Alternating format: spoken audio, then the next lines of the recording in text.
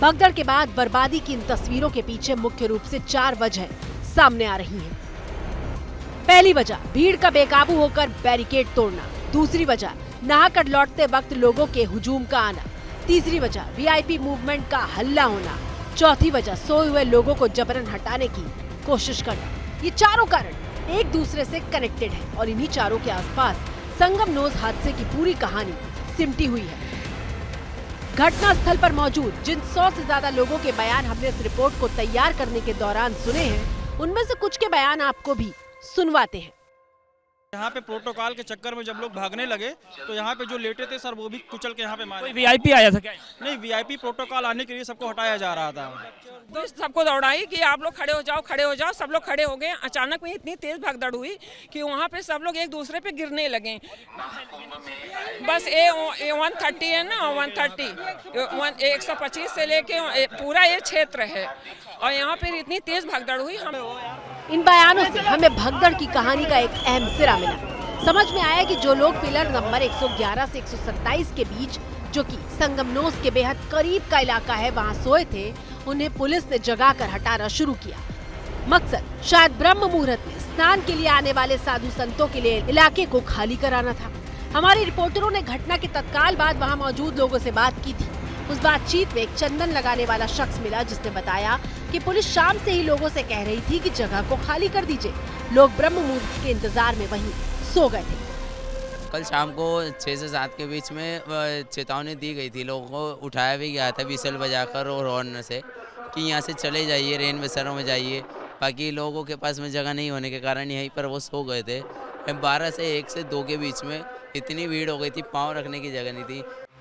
अब तक की हमारी पड़ताल में ये बात सामने आई कि पुलिस ने अगर समय रहते ही लोगों को वहाँ रुकने से मना कर दिया होता और रात को जबरन नहीं हटाया होता तो शायद घटना नहीं होती। लोग संगम किनारे पन्नी, चादर, बेडशीट बिछाकर सोए थे और भीड़ का दबाव उस एरिया में तेजी से बढ़ रहा था। सब कुछ सही चल रहा था, वहाँ से एक मॉब आया, बस एक मॉब, और वहाँ से कूदना चालू हुआ।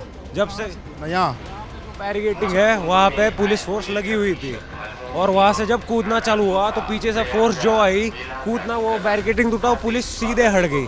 जहाँ पे उनको रोकना था वो छोड़ के वो पूरे हट गए और वहाँ से फिर स्टैंपिंग और ये सारी चीजें चालू हो गई। भगदड़ मची 1 बजे लगभग भगदड़ मची।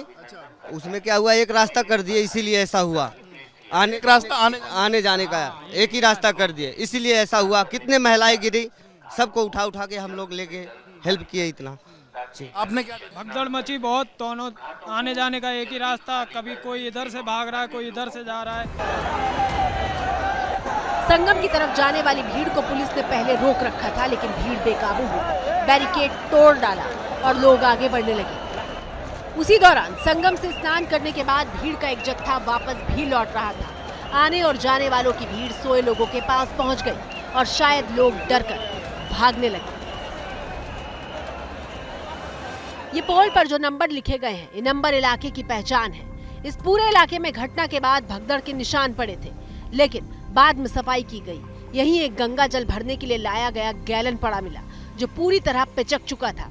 इस बात की गवाही दे रहा था कि किस कदर भीड़ ने सब कुछ रौंद डाला था। और भीड़ शायद इसलिए बेकाबू हुई थी क्योंकि आने जाने का रास्ता ही एक कर दिया गया था। लोग संगम के आसपास के इलाके में इसलिए जमा हो गए थे क्योंकि उन्हें ब्रह्म मुहूर्त में स्नान करना था।